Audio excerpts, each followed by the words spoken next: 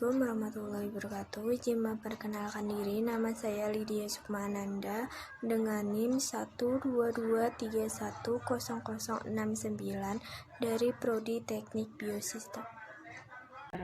Perkenalkan, nama saya Catarina Dompas dengan NIM 122280148 dari Prodi Teknik Kimia.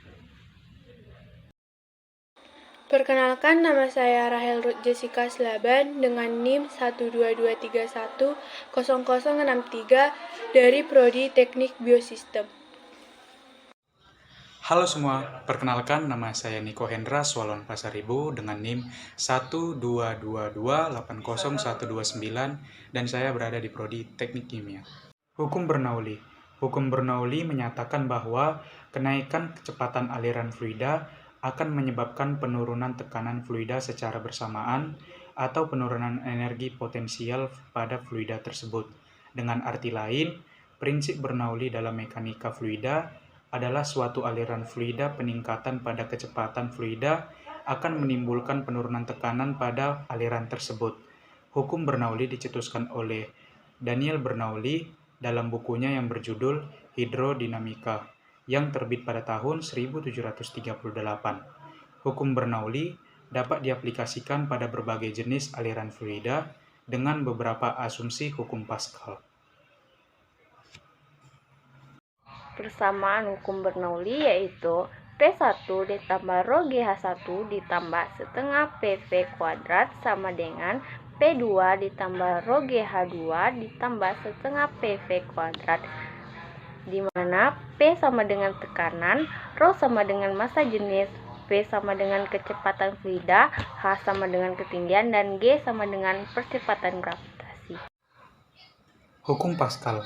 Hukum Pascal dinyatakan oleh seorang filsuf sekaligus ilmuwan Prancis. Blaise Pascal menyatakan bahwa jika tekanan eksternal diberikan pada sistem tertutup, tekanan pada setiap titik pada fluida tersebut akan meningkat sebanding dengan tekanan eksternal yang diberikan.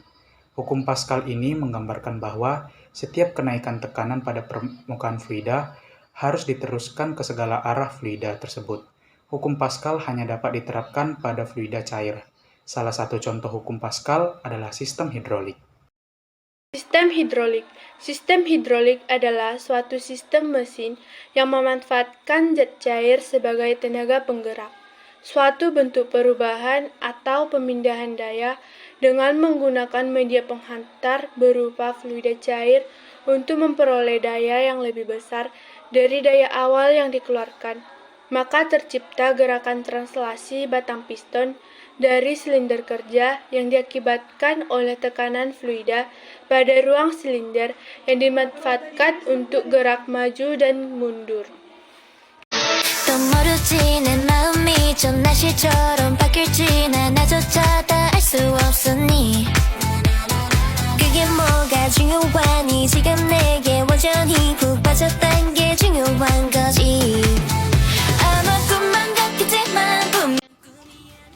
Langkah pertama, buatlah 2 buah bolongan di atas kardus.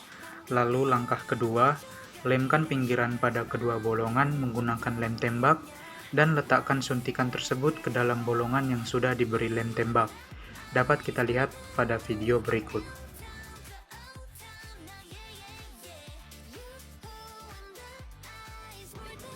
Lalu pada langkah ketiga, potong selang sesuai yang diinginkan, lalu bakar ujung selang untuk memudahkan selang masuk ke dalam ujung suntikan.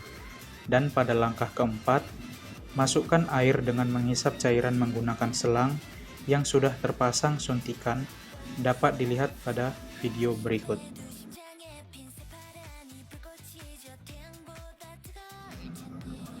Dan langkah kelima, salah satu atasan suntikan ditempel kardus sebagai penampang massa supaya lebih kokoh dan kuat.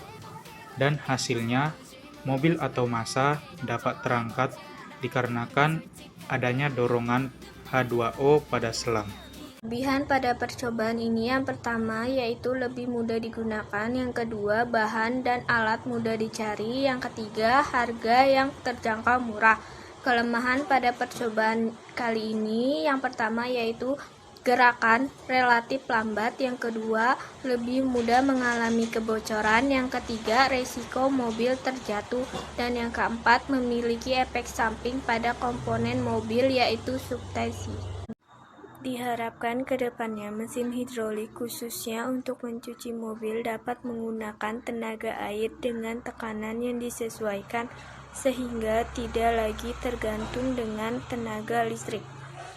Dan untuk lebih aman, carilah tempat cucian mobil yang memiliki hidrolik berbentuk H. Tekanan fluida statis dari zat cair yang dilepaskan pada ruangan tertutup lalu diteruskan maka sama besar ke segala arah.